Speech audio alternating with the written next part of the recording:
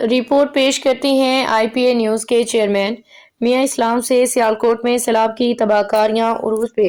سیلاب سے کئی شہروں سے رابطہ، مین روڈ اور پل ٹوٹ گئے۔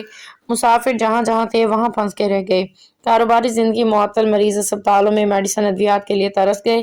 اسپتال میں اموات کا خدشہ بڑھ گیا۔ کئی مریضوں کے خطرناک آپریشن رک گئے۔